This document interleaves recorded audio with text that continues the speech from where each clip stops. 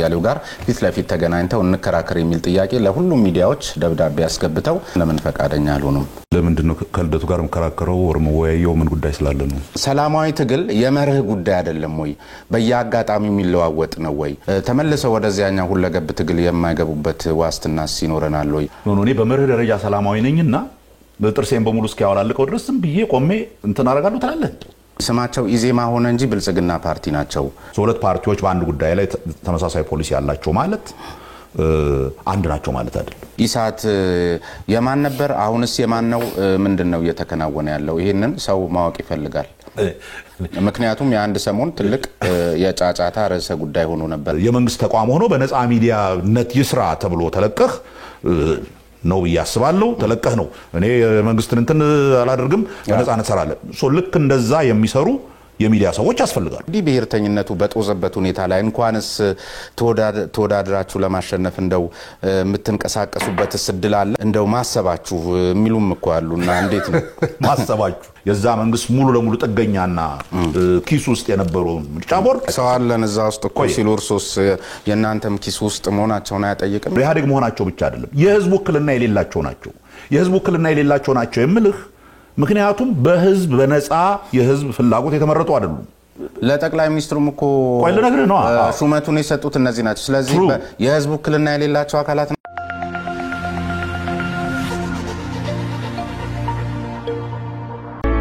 በሁለት ዲፕሎማቶች መንደር በአፍሪካ ሲዲሲና በቻድ ኤምባሲ መሃል በማራኪ የኮሪደር ልማት ደምቆ የሚታየው ዲኤምሲ ሪል ስቴት ግንባታቸው ከ30 እስከ 40% በደረሱ የዲያስፖራ ብሎኮች ላይ ታላቅ ቅናሽ መደረጉን እያበሰርን በካሬ ከ78000 ብር ጀምሮ ከባለ 1 እስከ ባለ 4 መኝታ ቤቶችን ከአነስተኛ ወለል ጀምሮ በመረጡት የፍሎር አማራጭ ማግኘት ይችላሉ። እስከ 60% በሚደርስ የረጅም ጊዜ ባንክ አማራጭ ከወለድ ነፃ አገልግሎት ጋርም አመቻችተናል። ቀድሞ ለሚመጡ 5 እድለኞች እስከ 30% የሚደርስ ታላቅ ቅናሽ አዘጋጅተናል። የሽያጭ ባለሙያዎችን ለማግኘት ይደውሉልን።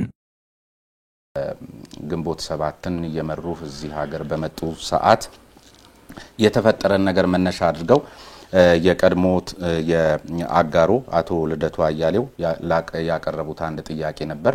ይሄ ጥያቄ ለኛም ጣቢያ ደርሶ ስለነበርና ይሄን ጥያቄ አቅርበንሎት ፍላጎት እንደሌሎት ስለገለጹልን ለምን ሳይፈልጉ ቀሩ የሚለው ጥያቄ መጀመሪያ ጥያቄ መሆን አለበት። ብዙ ተመልካቾቻችን በእርግጠኝነት ይሄንን ማወቅ ስለሚፈልጉ ምኑን ማወቅ ስለሚፈልጉ ለምንም ቢያሉ ከአቶ ልደቱ አያሌው ጋር ፊት ለፊት ተገናኝተው እንከራከር የሚል ጥያቄ ለሁሉም ሚዲያዎች ደብዳቤ ያስገብተው ነገር ግን እርሱ ፈቃደኛ ባለመሆኑ ስለሌሎቹ አላቅም እኛ ጋር ግን በህዝብ ግንኙነታቸው በኩል 2-3 ጥያቄውን አቅርበን ፈቃደኛ ስላልሆኑ ከርሳቸው ጋር ለብቻቸው ይሄን እድል ሰተናቸው ሐሳባቸውን እዚህ ሲገልጹ ነበርና ለምን ፈቃደኛ አልሆኑም? ለምንድነው ከልደቱ ጋር መከራከረው ወርሞ ወያየው ምን ጉዳይ ስላለ ነው? ጉዳያቸው ሀገራዊ ጉዳይ ስለሆነ ምክንያቱም እርሱ የመጡት ለሰላም ለዲሞክራሲ ነው። እሳቸው ባቀረቡት ደብዳቤው ላይ ቃል በቃል መጠቅስሎት ፕሮፌሰር ብርሃኑ ወደ ሀገራቸው በተመለሱበት ዕለት በአዲስ አበባ ስታዲየም ከአባሎቻቸውና ከደጋፊዎቻቸው ጋር ባደረጉት ህዝባዊ ስብሰባ የኔ ስም እየተጠራ በቀረበ ስድብና ውግዘት ዛሬም የስም ማጥፋትና የጥላቻ ፖለቲካቸውን እንደቀጠሉበት በጋድ ያሳየ ነው። ከመቼውም ጊዜ በላይ ደግሞ ዛሬ በሀገራችን ስለ አንድነትና ይቅርታ እየተሰበከ ባለበት ወቅት የይቅርታው ሂደት ተጠቃሚ ሆነው ወደ ሀገራቸው መግባት የቻሉት ፕሮፌሰር ብርሃኑ የጥላቻና የቂም በቀል ፖለቲካ ባህላቸው ቅንጣት ታህል ያልተላቀቁ መሆኑን እያሳዩን ነው የሚል ነገር ነው ያቀረቡትና በዚህ ጉዳይ ላይ እንከራከር። ይሄ የጥላቻ ፖለቲካ ይቁም ስላሉ እርሶ ደግሞ የጥላቻን ፖለቲካ የሚጠሉ መሆኑን በተለያየ መንገድ ይገልጹ ስለነበር ለምን አልፈለጉት ይሆን? ወይ ካልሆነ ምናልባት አንዳንዶች እንደሚሉት ንቋቸው ይሆን? ምን ማለት ነው የሚለውን ነገር መታወቅ እኔ አሁን ኢትዮጵያ ባለችበት ሁኔታ ይቺ ሀገር ባለችበት የችግር ሁኔታ ከልደቱ ጋር ስለምን ጉዳይ ስለ ምርጫ 97 ነው የምናወራው? በ97 ስለሆነው ነገር ነው የምናወራው? ስለምንድን ነው የምናወራው? ክርክር ከሆነ የፖሊሲ የሐሳብ ልዩነቶች ላይ የሚደረግ ክርክር ከሆነ እገምታለሁ ምርጫው ሲደርስ ከተለያዩ የፖለቲካ ድርጅቶች ጋር ክርክርና ውይይቶች እንደምታዘጋጁ ያኔ እንከራከራለን። ከዛ ውጪ አቶ ልደቱ ምን ስለሆኑ በምን ጉዳይ ላይ እንደማወራቸው አላውቅም። ስቴዲየም ውስጥ ተነገረ ስላልከው ሌላው ፐብሊክ የተናገረው ነገር ከሆነ ዜን ከፐብሊኩ ጋር ነው መነጋገር ያለበት። እኔ ጋር እኔ ስለሱ የሱን ስም አንስቼም አላውቅም፣ ማነሳበትም ጉዳይ የለኝም።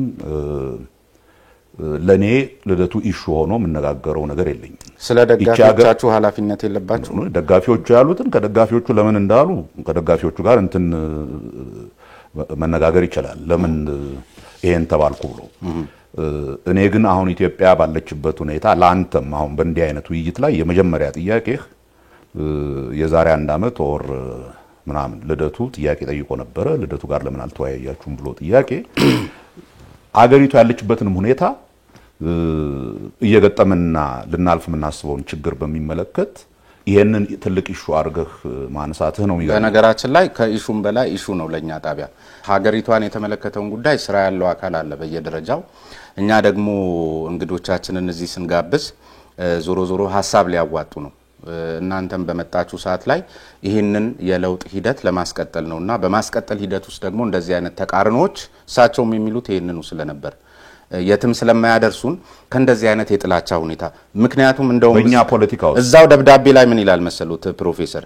እዚያው ደብዳቤ ላይ እንደዚህ አይነት ነገር መቅረት ካልቻለ እንደዚህ አይነት የጥላቻ ፖለቲካና የሴራ ፖለቲካ መቅረት ካልቻለ ይሄ ለውጥ የመክሸፍ እድሉ የሰፋ ነው እንደውም የሚል አይነት ነገር ነው እሳቸው ደብዳቤው ላይ ያስቀመጡትና ምንም የሚጣል ነገር የለም በፖለቲካ ሂደት ውስጥ። ቀደም ሲል የእርሶንም ባልደረባ ተመሳሳይ አይነት ጥያቄ ጠይቄ እንዲህ አይነት ችግር ባለበት ሀገር ላይ እንዲህ አይነት ነገር አታንሱ የሚል ነገር ምን ማለት ነው? ምን ችግር አለው? ምን ማለት መሰለህ ልደቱ አንድ ሰው ነው፣ እኔ አንድ ሰው ነኝ። እንደ ፖለቲካ ድርጅት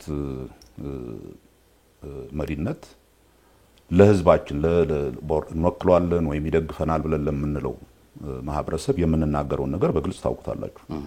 ያንን በሚመለከት ጥላቻ ግለሰብንም ሆነ ድርጅትን ወር አመለካከትን በጥላቻ መልክ ሂስ ማቅረብ ይቻላል፣ ትክክል አይደለም ማለት ይቻላል። በጥላቻ መልክ የተናገርነው ነገር ካለ ዘን ይሄንን ተናግራችኋል፣ ይሄ ደግሞ ጥላቻን የሚነዛ ነው ብለህ ጠይቀኛል።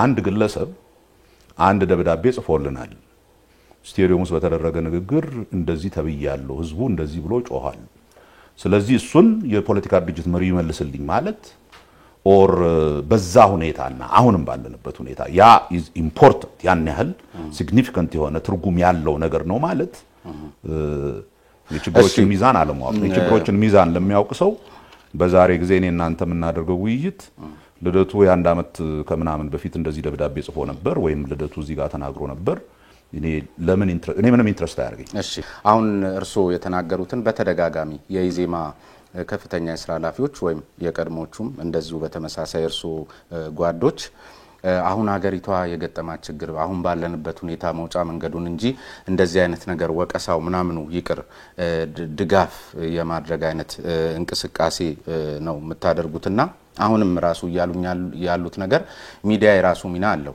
ለምሳሌ ይሄን ለውጥ የመደገፍም የማደናቀፍም እዳ ወይም ሚና የለብኝም እኔ አልደግፍምም አልቃወምም። ልክ በተመሳሳይ እናንተም እንደ አንድ ተቋሚ ፓርቲ መንቀሳቀስ ሲገባችሁ አሁን እንኳን ከነገሩኝ ነገር ተነስቼ ሌሎችም ሰዎች የሚያነሱት ራሳችሁን እንትን ስማቸው ኢዜማ ሆነ እንጂ ብልጽግና ፓርቲ ናቸው የሚሉ አካላት አሉ። አንዳንዶች ደግሞ አይ አጋር ናቸው የሚሉ አካላት አሉ። ተቋሚ ግን አይደሉም የሚለው ደግሞ ይበዛልና ራሳችሁን እንዴት ነው የምታዩት? ተቋሚ ናችሁ ወይስ እንደ ብልጽግና ናችሁ? ኢዜማ የራሱ ፕሮግራም አለው። ፕሮግራሙን አይቶ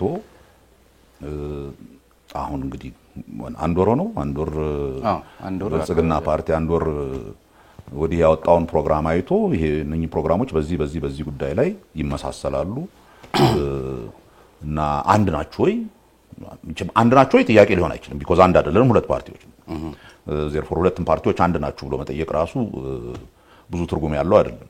ምን ያህል ይመሳሰላሉ አቋማቸው፣ ምን ያህል ይለያያል፣ በምን ጉዳይ ላይ ነው የሚወያየው የሚለያየው የሚል ጥያቄ ሌጂቲሜት የሆነ ጥያቄ ነው፣ ልታነሳ ትችላለህ። እሱ ግን ሁለቱን ፕሮግራሞች አይቶ እዚህ ላይ እናንተ እንዴት ትላላችሁ፣ እነሱ ደግሞ ይሄንን ይላሉ፣ ይሄ ተቀራራቢ ነው፣ በዚህ ጉዳይ ላይ ግን ልዩነት አላቸው የሚል ዝርዝር እንትን ማድረግ ይቻላል።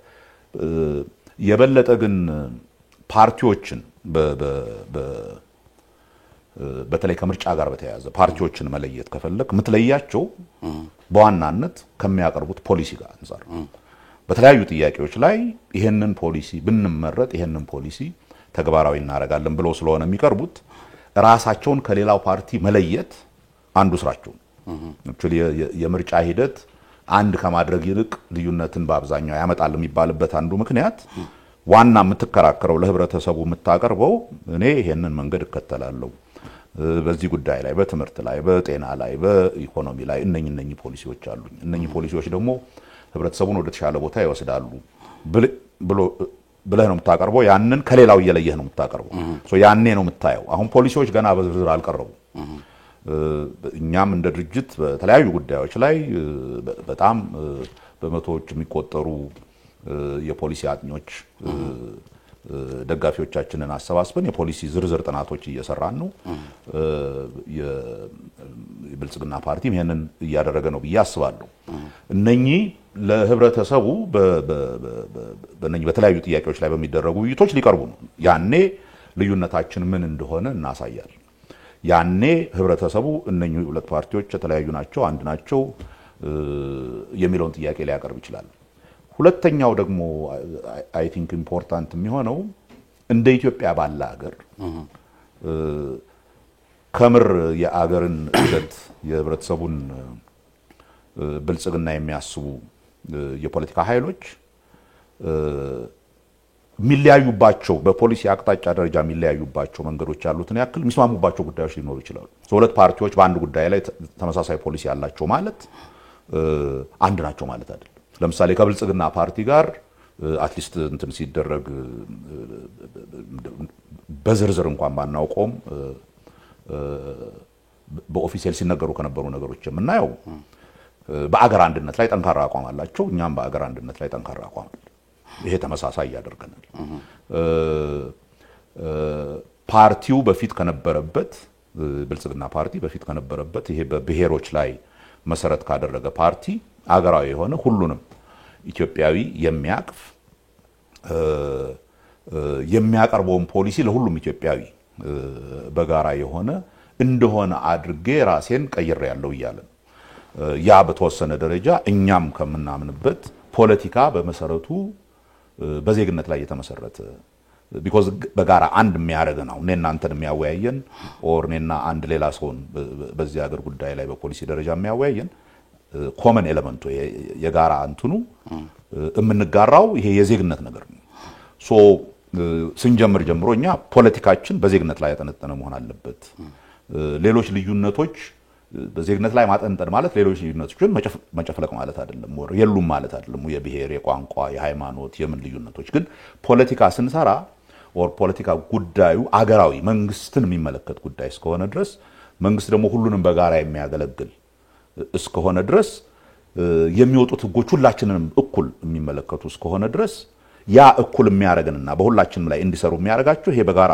መንጋራው ይሄ ዜግነት ነገር ነው ሶ በዛ ምክንያት ፖለቲካችን በዛ ማጠንጠን አለበት ብለን ስንናገር ቆይተናል አቋማችንም ይሄ ነው በተወሰነ ደረጃ ብልጽግና ፓርቲ ነኝን ሁሉ በፊት እንደነበረው ዝም ብሎ ያራት በብሔር ያሉ ድርጅቶችን አንድ ላይ ማምጣት ብቻ ሳይሆን ወይም አጋር የሚባሉትን ድርጅቶች አንድ ላይ እንትን በማድረግ ብቻ ሳይሆን ማንንም ሰው በዜግነቱ አባል የሚሆንበት ፓርቲ ፕሮፌሰር ስላሉ ነው ወይስ እርግጠኛ ናችሁ ይለሞኑ ለምሳሌ ቀደም ሲል ላነሳው ጥያቄ አንዱ ስለመመሳሰላችሁ ልክ ነው እርሶ እንዳሉኝ በፖሊሲ በአጋጣሚ መመሳሰል አሁን በዜግነት ላይ እንመሳሰላለን ልክ እንዳሉኝ እንደሱ አይነት ነገሮች ሊኖሩ ይችላሉ ግን ተቋሚነት ደግሞ መተቸትን መውቀስን በምክንያት መተቸትንም ያካትታልና ከመጣችሁ ጊዜ ጀምሮ በዚህ አንድ አመት ከ8 ወር ውስጥ ብዙ ነገሮች እዚህ ሀገር ላይ ሲሆኑ ከመናገር መቆጠባችሁ ገንቢ አስተያየትን ብቻ መስጠት እንጂ ትግል አያስፈልግም የሚል አይነት አስተሳሰቦች በየመድረኩ ላይ ማራመዳችሁና እቺ ሀገር ከችግር ውስጥ ነች ያለችውና ከችግር እንውጣ በሁለት ዲፕሎማቶች መንደር በአፍሪካ ሲዲሲና በቻድ ኤምባሲ መሃል በማራኪ የኮሪደር ልማት ደምቆ የሚታየው ዲኤምሲ ሪል ስቴት ግንባታቸው ከ30 እስከ 40% በደረሱ የዲያስፖራ ብሎኮች ላይ ታላቅ ቅናሽ መደረጉን እያበሰርን በካሬ ከ78000 ብር ጀምሮ ከባለ 1 እስከ ባለ 4 መኝታ ቤቶችን ከአነስተኛ ወለል ጀምሮ በመረጡት የፍሎር አማራጭ ማግኘት ይችላሉ እስከ 60% በሚደርስ የረጅም ጊዜ ባንክ አማራጭ ከወለድ ነፃ አገልግሎት ጋርም አመቻችተናል ቀድሞ ለሚመጡ 5 እድለኞች እስከ 30% የሚደርስ ታላቅ ቅናሽ አዘጋጅተናል የሽያጭ ባለሙያዎችን ለማግኘት ይደውሉልን ተመሳሳይ አይነት የብልጽግና ፓርቲ ቅስቀሳ አይነት ማሳየታችሁ በራሱ የሆነ ልትዋሃዱ እያደባችሁ ነው አይነት ነገር ነው ሰው አስተያየት የሚሰጠው በሱስ ሳይድ አይተውታል እኔ በዛሬ ሶሻል ሚዲያ ዘመን ማንንም ኮምፒውተር ላይ ቁጭ ብሎ የፈለገውን በሚጽፍበት ዘመን እዛ ላይ የሚነሱ ነገሮችን የሶሻል ሚዲያ አይደለም ብዙ ምሁራኖችም ተቋሚዎችም በተመሳሳይ ከብዙ ነገር ተነስተው አሁን ለምሳሌ ትናንት ምርጫ ቦርድ በነበረ አንድ እንትን ዝግ ነበር ስብሰባ በርግጥ ግን ከዛ በኋላ የወጡ ዜናዎች እንደሚያመላክቱት ምርጫ ቦርድ ላይ ራሱ አብዛኞቹ የተቋሚ ፓርቲዎች እና አመራሮቻቸው ለይዜማና ለብልጽግና ነው ጥብቅና እየቆማችሁ ያላችሁት ተብሎ ምርጫ ቦርድም ሲወቀስ ነበር እንደዚህ አሁን ነው የምሰማው ግን በምን ጉዳይ ላይ እንደዚህ አይነትም ዜናዎች ወጥተዋልና የሆነ ነገር የሆነ የሸተታቸው ሰዎች ልክ አይመስሉም ወይ ብዬ ነው በምን ጉዳይ ላይ እንደሆነ ይሄንን የሚሉት አላውቅም ግን የጠየቀውን ጥያቄ ልመልስልህ እሺ እኛ የለውጡን ሂደት የምናይበት መንገድ አንድ ደረጃ ያለፈውን ኮምፕሊትሊ ደምስሶ አዲስ ነገር የሚያመጣ የለውጥ ሂደት አይደለም ከዚህ በፊት ስናደርግ ከነበራቸው የለውጥ ሂደቶች አብዮት ከሚባሉ ለምሳሌ በ66 ያደረግነው አብዮት ወያኔዎች ወደ ስልጣን በሚመጡ ጊዜ የነበረው ያለፈውን ፓስቱን ጠቅላላ ደምስሶ በአዲስ መልክ ሁሉን ነገር አዋቅራለሁ የሚል ጦር እስከማፍረስ በደርግ ጊዜ በጃንሆይ ጊዜ የነበረ ነገር በሙሉ ማጥፋት እንደዛ አይነት አካሄድ አልጠቀመንም እንደ ማህበረሰብ የበለጠ ችግር ውስጥ ከተናል ስለዚህ ቀስ በቀስ የሚሄድ የሪፎርም ወይም የዘገምተኛ የለውጥ ሂደት እንከተላለን የሚል ለውጥ ነው የመጣው እኛ ያንን የለውጥ ሂደት የምንረዳበት እንዲህ አይነት ለውጥ ሲመጣ ያለፈው የነበረውን በሙሉ እንዴት እናፍርስ አይደለም የሚሆነው ውይይትህ ሶ የትኞቹ ጉዳዮች ናቸው በመሰረታዊ ደረጃ መቀየር ያለባቸው የትኞቹ ናቸው ካለፈው ላይ እየጨመርን ምን ሄደው ብለህ እየነጠልክ እየለየህ የምትሄድበት የለውጥ አንደርስታንዲንግ የለውጥ አረዳድ ሂደት ነው የምትሄደው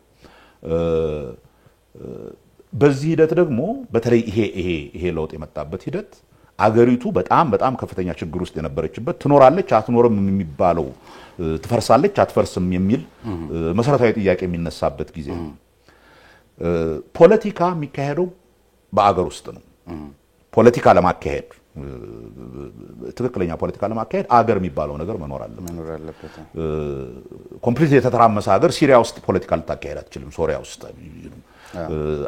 ፖለቲካ የምታካሄደው ትርጉም ያለው ምክንያታዊ የሆነ ክርክር ያደረገ የትኛው ይሻለናል የትኛው ፖሊሲ ይሻለን የትኛው ነው ወደፊት የሚወስድን የሚል ውይይት ለማድረግ በመጀመሪያ አገር መኖር አለበት ቀጥሎ ሰላም መኖር አለበት በዛ አገር ውስጥ እንደዚህ አይነት ፖለቲካ ለማካሄድ እንዲህ አይነት የተለያዩ ሐሳቦችን ማንጸባረቅ የሚችል የፖለቲካ ስርዓት መኖር አለበት ሶ ከማንኛውም የፖለቲካ ከብልጽግና መንግስት ላይ ካለው ጋር ብቻ አይደለም ተቃዋሚም በሚባሉት 100 ምናምን ፓርቲዎችም ጋር በጋራ በዚህ ሀገር ጉዳይ ላይ እናስባለን ካል መስማማት ያሉብን መሰረታዊ ነገሮች አሉ ያ መሰረታዊ ነገር በአገሩ ሰላም መኖር አለበት ፖለቲካችን ከግጭት ማህበረሰቡን ከሚያተራምሱ ነገሮች መጠንቀቅ አለበት ቢቻል ፖለቲካችን ከውሸት ካሉባልታ ከምናምን ጸድቶ እውነተኛ ምክንያታዊ ወደሆነ ሂደት ውስጥ መግባት አለበት ይሄ በማህበረሰቦች መካከል የሚደረግ ግጭት ወይ ሆን ብሎ ማህበረሰቦችን ለማጋጨትና አገሪቱ የተተራመሰች የምትመስልበት ሁኔታ ውስጥ እንዳትገባ ማድረግ የጋራ የሁላችንም ኃላፊነት ነው ሶ በእነኚህ ጉዳዮች ላይ ብልጽግና ፓርቲ ተቋቋመ ምትለው አንድ ወር በፊት ነው ከዛ በፊት ኢህአዴግ ነበር ኢቭን ኢህአዴግ ከሚባለው ድርጅት ጋር እነኚህን መሰረታዊ አገርን የማቆም ሰላምን የመፍጠር ወደ እውነተኛ ዲሞክራሲያዊ ስርዓት መሸጋገርን በሚመለከቱ ባሉ ጉዳዮች ላይ ከሁሉም ጋር በጋራ አብረን እንሰራለን የኛ መሰረታዊ ነው ያ ፖለቲካን ምክንያታዊ በሆነ መንገድ ማስኬድ የሚቻልበት ደረጃ ላይ እየደረስን ስንሄድ ይሄ ዲሞክራሲያዊ ሆነ ስርዓት መገንባት ሲንጀምር then አገሪቱ ወዴት ትሄድ ምን አይነት ፖሊሲ እንከተል በእነኚህ በተለያዩ አገሪቱን ወጥረው በያዙ ችግሮች ዙሪያ የትኛው መንገድ ነው የሚያስኬደው በሚል ያን እንከራከራለን ስለዚህ አንተ የተለያየ ፖለቲካ ድርጅት አለ ማለት አንድ ጉዳይ በተነሳ ቁጥር ሁሉ ጊዜ መጣላት አለብህ ወይም ሁሉ ጊዜ መከራከር አለብህ ማለት አይደለም ያ ጉዳይ በጋራ የሚያስማማህ ነው የሚያስማማህ አይደለም ይያልክ ባክግራውንዳችሁ ግን እንደዛ ስለነበር እኮ ብዬ ነው ኖ ኢህአዴግን በመተቃወሙ ሰዓት ኮሽ ባለሽ ቁጥር ነበር ብዙ ነገር ስትተቹም ስትነቅፉም ለህዝቡም ኦታችሁን ስታሰሙ የነበረውና ይሄ ነው እኮ አሁን የሆነ ነገር ባይኖር ኖሮ አመጣጣቸው ሂደታቸው የፖለቲካ ስብዕናቸው የነ ፕሮፌሰር እንዲህ አልነበረም የሚያቋችሁ ደጋፊዎቻችሁ ከኢቭን ከ97 አስቀድሞም ጭምር እርሶ የነበሩባቸው ፓርቲዎችንና የእርሶን አመራር የሚያቁና እርሶን ተከትለው የተሰለፉ ኃይሎች በዚህ ስብዕና አያውቁትም እና በጣም ለየት ሲልበት ይሄን ቢጠራጠር እንግዲያው ያልተረዱት ነገር አለ ማለት ነው ፖለቲካችን በኢህአዴግ ውስጥ ያሉ የተወሰኑ ሰዎች የተወሰኑ ኃይሎች ይሄ በርግጥም እንግዲህ ያን ጊዜ የደረሰበት ሁኔታ ታውቋል ኦልሞስት ይቻ ሀገር እንደ ሀገር ተቀጥላለች አትቀጥልም ምትል ገደላ አፋፍ ላይ የደረስንበት ጊዜ ነው በዛ ጊዜ ኢህአዴግ ውስጥ የነበሩ ይሄንን የሚያዩ ከውስጥ ሆነው የሚያዩ ይሄ ነገር እንዳልሰራና እንደማይሰራ በጉልበት ማህበረሰብን አስገድዶ መግዛትና ማስተዳደር እንደማይቻል ህብረተሰብ የተወሰነ ደረጃ ላይ ሲደርስ እምቢ እንደሚል እምቢ በሚልበት ጊዜ ደግሞ በአገር ደረጃ ሊፈጠር የሚችለው ቀውስ ያዩ ኃይሎች ያ መንገድ አያስኬድም ወደ እውነተኛ ዲሞክራሲያዊ ስርዓት መሄድ አለብን እውነተኛ ዲሞክራሲያዊ ስርዓት ካላመጣን ሰላም ብቻ አይደለም አገር የሚባለው ነገር አይኖርንም ብለው ያንን ከዚህ በፊት ያንን እንትን ሲገፋ የነበረውን ኃይል ገሸሽ አድርገው ለውጥ የሚፈልጉ ኃይሎች መጡ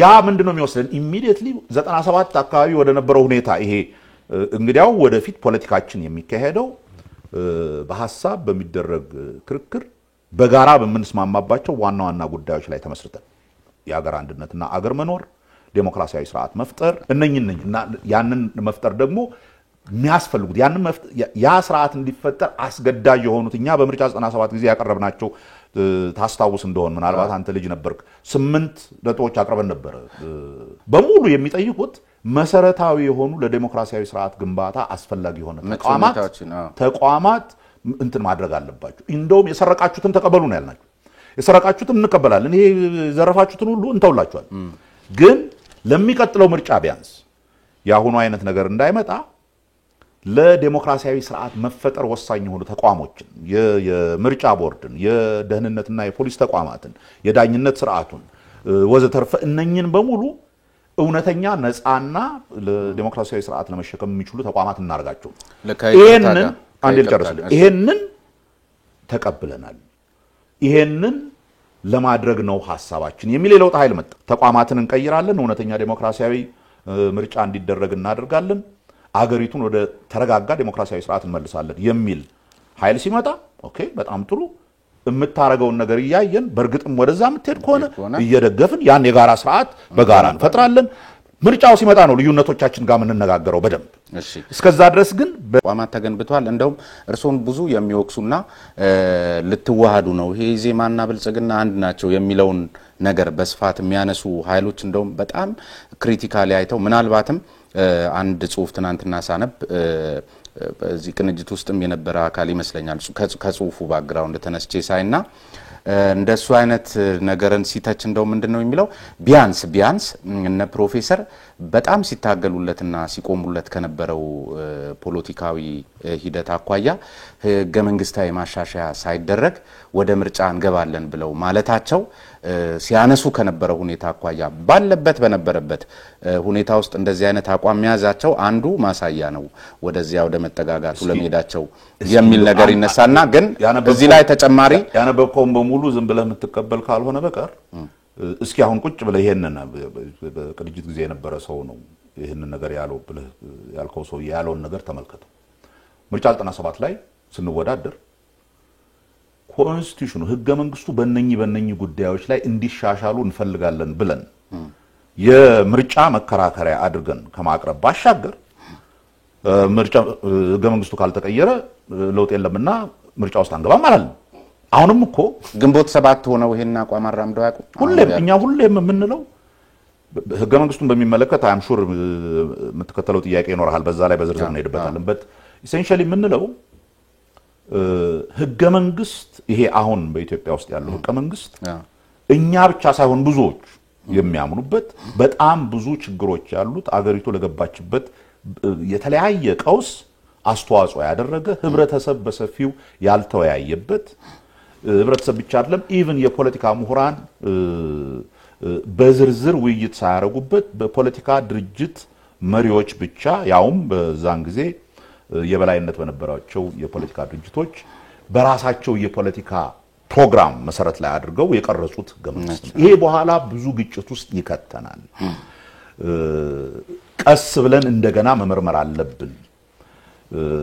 ስለዚህ ያ ህገ መንግስት ብዙ እኛ አይ ቲንክ በቅንጅት ጊዜ ወደ 30 40 የሚሆኑ አርቲክሎች ነው እንደው በዝርዝር አይተን እነኚህ ነገሮች ላይ ውይይት አድርገን እኛ ህገ መንግስት በአንድ ጊዜ ዝም ብሎ ተነስቶኛ ስለፈለግ ነው የሚቀየር ነገር አይደለም። ህገ መንግስት እንዲቀየር ከፈለግ አንደኛ ህገ መንግስቱ ራሱ ያንን ለመቀየር የሚሄድበት የራሱ ሂደት አለው።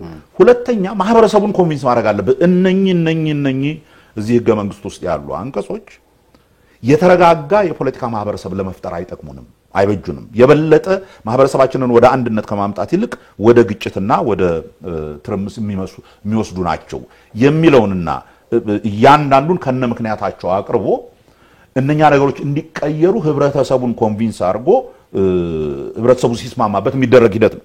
ናው ያንን ለማድረግ ዛሬ እናርገው ወይ ዛሬ ይሄ ምርጫ ከመደረጉ በፊት እነኚህን የህገ መንግስት ማሻሻያዎች አሁን እናርጋቸው ወይ ብለህ ብትጠይቅ ዘን የኛ መልስ ምንድነው እንዴ ይሄ ህብረተሰብ እንደዚህ ኤጅ ላይ እንዲ ሊባላ በጣም ብዙ ችግሮች ባሉበት ሁኔታ ላይ ይሄን ህገ መንግስት ያወጡት ሰዎች ሙሉ ለሙሉ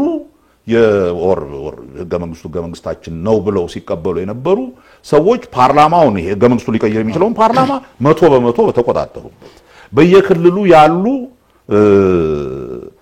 የመንግስት አካላት የክልል መንግስቶች የሚባሉ 100% በኢህአዴግ ቁጥጥር ስር ባሉበት ሁኔታ and ይሄ ደግሞ እዚህ ቁጥጥር ውስጥ የገቡት በእውነተኛ የህዝብ ፍላጎት በተንጸባረቀበት ምርጫ ሳይሆን ሁላችንም በመናውቀው ምርጫ በማይባል የተጨበረበረ ስርዓት ላይ የተደረገ በሆነበት ሁኔታ እነኚሁኑ ሰዎች ህገ መንግስት ቀይሩ ብሎ መጠየቅ ምን ትርጉም ይሰጣል? እሺ ያ ከመሆኑ በፊት መጀመሪያ መሆን ያለበት እስኪ ለመጀመሪያ ጊዜ ህብረተሰቡ በነፃ ምርጫ የወከላቸው ሰዎች በየፓርላማው በየክልል ምክር ቤቱ ይግቡ። ያኔ ዊኖ ምርጫው ትክክለኛና ንጹህ ከሆነ የተመረጡት ሰዎች የህብረተሰቡን ፍላጎት በተወሰነ ደረጃ የሚያንጸባርቁ እነኚህ ሰዎች ያኔ ቁጭሉና አሁን ደንበኛ ሌጂቲመሲ ያላቸው የህብረተሰቡ ውክልና አላቸው በጉልበትና በሸፍጥ የተመረጡ ሰዎች አይደሉም። አሱሚንግ ምርጫው በትክክል ይካሄዳል። እነኚህ ሰዎች ዘን ቁጭ ብለው በዚህ የህገ መንግስት ጉዳዮች ላይ ውይይት የማድረግ ፋታም ያስፈልጋቸዋል። እንደዚህ አሁን ባለው አይነት የትርምስ ሁኔታ አይደለም ህገ መንግስትን የሚያክል ትልቅ ነገር ምትወያዩ። በተወሰነ ደረጃ ህብረተሰቡ ይረጋጋ፣ ምርጫ ይደረግ፣ የህብረተሰቡ ወኪሎች የፖለቲካ ስልጣን አካባቢ ይምጡ። ዘን እነኚህ ሰዎች የህብረተሰቡን ፍላጎት ሊያንጸባርቁ የተመረጡ እስከሆኑ ድረስ ቁጭ ብለው ይሄ ህገ መንግስት ውስጥ አሉ የሚባሉትን ችግሮች ቁጭ ብለው መወያየት እና ወደፊት እንዴት እንሂድ ማለት ይችላሉ። ዛሬ ያንን መወያየት ምን እኮ ግን እዚሁ ጋር እኮ አሁን በእርስ በርሱ የሚጣረስ ነገር ያለ ይመስለኛል። ለምሳሌ አሁን እርሶ እንደሚሉኝ በፓርላማው በክልል መንግስታት ውስጥ ያን ማየት የቻለ አካል ነው ይሄን ለውጥ ይዞ የመጣው ባሉኝ መሰረት በኢህአዴግ ቁጥጥር ስር ነው እንደ ያለው ፓርላማውም የክልል መንግስታት አንድ ጥያቄ ነው።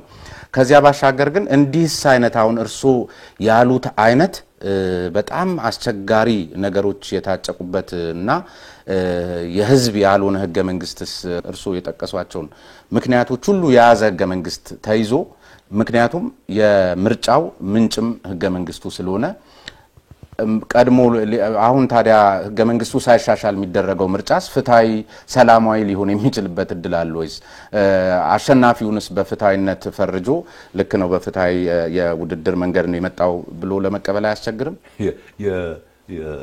ነፃና ፍትሃዊ ምርጫ ለማድረግ እኮ ህገ መንግስቱ አይከለክልም።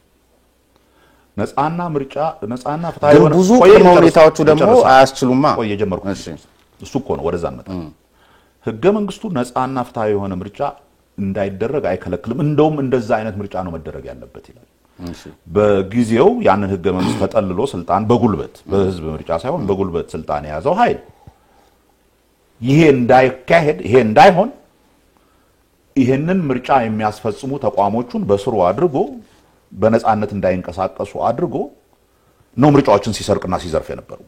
ራይት ወይም ደግሞ ያለውን ነፃ መሆን የሚገባቸው ኢቭን በህገ መንግስቱ ነፃ መሆን የሚገባቸውን ተቋማት እንደ ደህንነት፣ ፖሊስ፣ መከላከያ ምናምን ሁሉ የአስፈጻሚው ሙሉ መሳሪያና የፖለቲካ መጠቀሚያ አድርጎ በመጠቀሙ ነው ያ ህገ መንግስት ኢቭን እኛ ጥሩ ባላቸው በነገራችን ላይ ህገ መንግስቱ ሁሉም ነገሩ መጥፎ አይደለም። የተባበሩት መንግስታት የሰብአዊ መብቶችን ድንጋጌ ያከበረ ነው። ሙሉ ለሙሉ ይከበራል ያለበት አንድም ቀን ግን ሰብአዊ መብት የሚባል ነገር አክብሮ አያውቅም። ህገ መንግስቱ አይደለም ያንን የከለከለው። ህገ መንግስቱን እናስፈጽማለን ብለው በጉልበት ስልጣን ላይ የወጡት ሰዎች ናቸው ይሄንን ያደረጉት።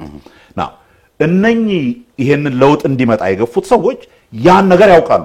ያ ህገ መንግስት ተግባራዊ ሆኖም እንደማያውቅ ያውቃሉ። ያ ህገ መንግስት የሚላቸው ነገሮች በስራ ላይ እንዳይውል ሆን ተብሎ የፖለቲካ ስልጣኑንና ጉልበቱን የያዙት ሰዎች እንደከለከሉ ያውቃሉ። በዚህ ላይ ነው እነሱም ይሄ አያስኬድም ያሉት አይደለም። ይሄ አያስኬድም፣ ለውጥ መምጣት አለበት፣ እውነተኛ የህዝብ ውክልና ያለው መንግስት መኖር አለበት ያሉት።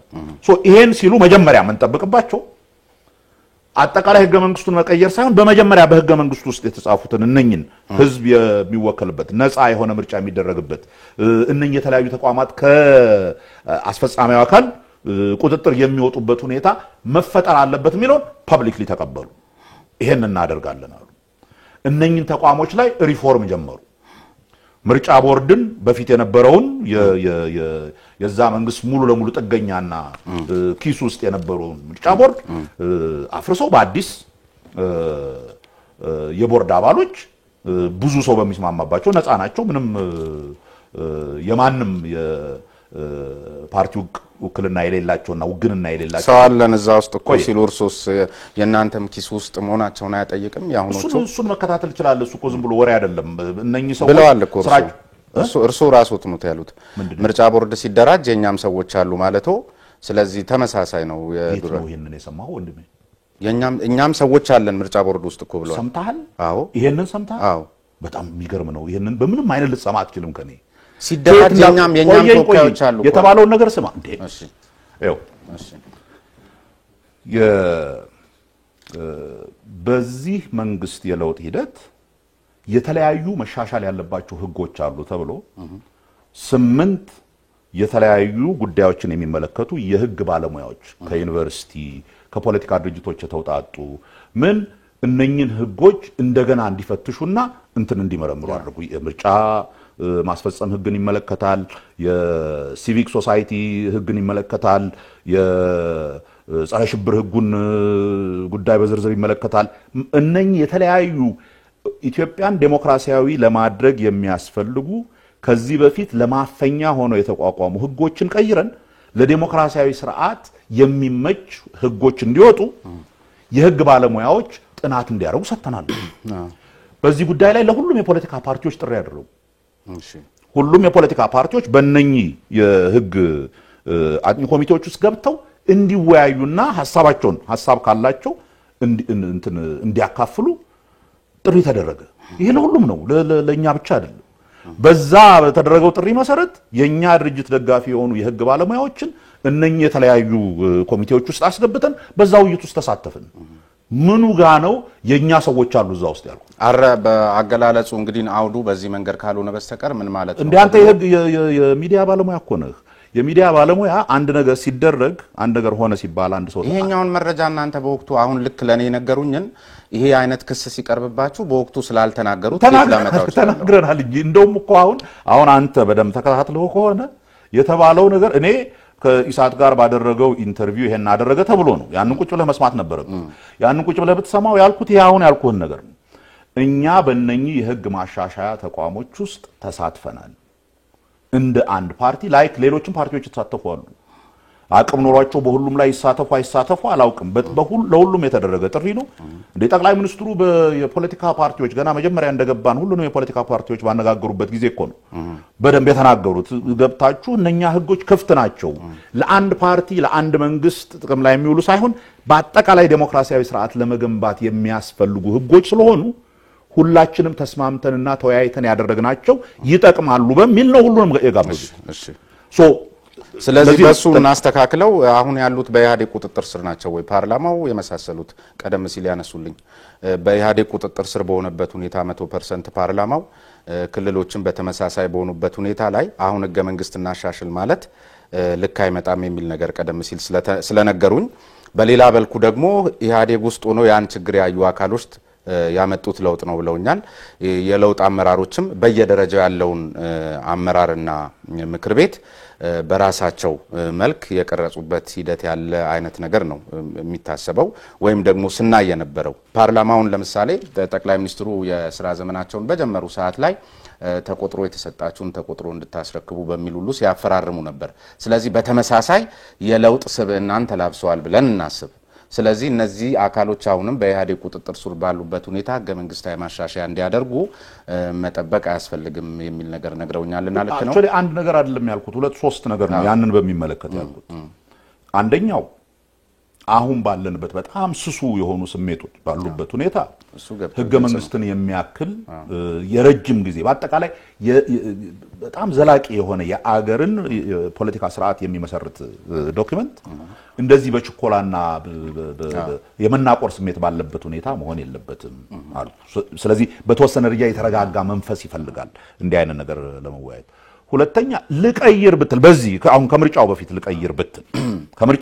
ልቀይር ብትል የበፊቱ ፓርላማ ከሆነ ያን የመቀየር ኃላፊነት ያለበትና ክልሎች ከሆኑ እነኛ ሰዎች እኔ እንደውም አልፌ ይላሉ ኢህአዴግ መሆናቸው ብቻ አይደለም የህዝብ ውክልና የሌላቸው ናቸው። የህዝብ ውክልና የሌላቸው ናቸው የምልህ ምክንያቱም በህዝብ በነፃ የህዝብ ፍላጎት የተመረጡ አይደሉም። ለጠቅላይ ሚኒስትሩም እኮ ቆይ ልነግርህ ነው ሹመቱን የሰጡት እነዚህ ናቸው። ስለዚህ የህዝብ ውክልና የሌላቸው አካላት ናቸው የጠቅላይ ሚኒስትሩ ሹመት። ትክክል። ቅድም ያልኩትን በደንብ ከተረዳህ ምንድነው ያልኩት? እነኚህ ኢህአዴግ ውስጥ ያሉ ያ አካሄድ በፊት የነበረው የኢህአዴግ አካሄድ አያስኬድም፣ አገር ያፈርሳል፣ አገር ችግር ውስጥ እንትን ያደርጋል ያሉ የለውጥ ኃይል የሚባሉት ኃይሎች ወጥተው የበላይነትን አግኝተው ያሉት ምንድነው? ከዚህ በፊት ስንሄድበት የነበረው አያስኬድም፣ እውነተኛ ዴሞክራሲያዊ ስርዓት መፍጠር አለብን አሉ። እነኛን እውነተኛ ዴሞክራሲያዊ ስርዓት ለመፍጠር የሚያስፈልጉ የተቋማት መሻሻያዎች እናረግና ምርጫውን እናካሄዳለን አሉ።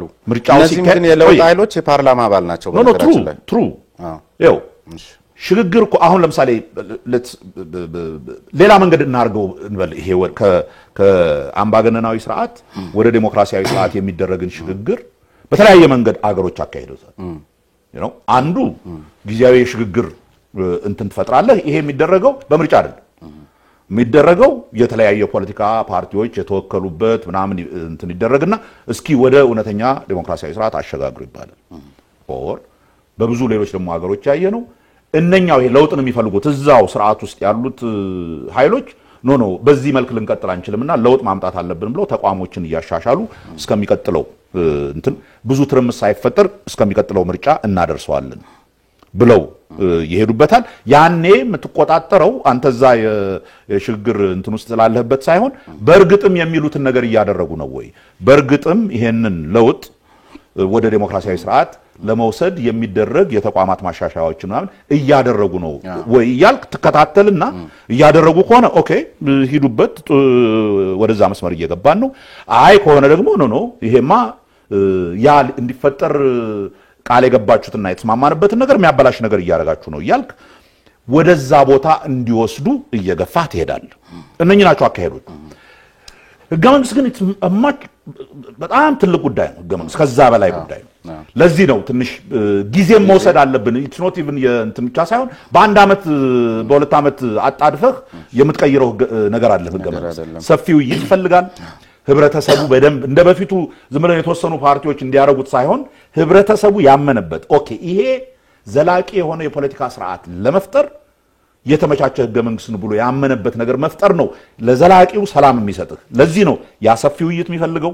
በእኔ እምነት የሚቀጥሉት 5 አመታት ውስጥ ከሚሰሩት ስራዎች አንዴ ይሄ በእርግጥም የህዝብ ውክልና ያለው እንትን ከተደረገ በኋላ እነኛ ውይይቶች ናቸው። እነኛ ውይይቶች በመንግስት ደረጃ ብቻ አይደለም የሚደረጉት። በምሁራን መካከል ውይይቶች መደረግ አለባቸው። በህብረተሰቡ ውስጥ ውይይቶች መደረግ አለባቸው። በፖለቲካ ፓርቲዎች ውስጥ ውይይቶች መደረግ አለባቸው። እነኚህን ሁሉ ካደረግን በኋላ ነው ህብረተሰቡ በሬፈረንደም ያን ህገ መንግስት በዚህ መልክ እናሻሽለው የሚለው። ስለዚህ አሁን አንነካካው። ያለንበት ስሜት ጥሩ አይደለም። በጣም በጣም አስከፊ ከሆነ ስርዓት እና በደል ውስጥ ነው የወጣ ነው። ገና ውስጣችን እንኳን ፕሮግራማችሁ ላይ እናነሳዋለን በደንብና እሱን በዚሁ እንትን ብለነው ላለመደጋገም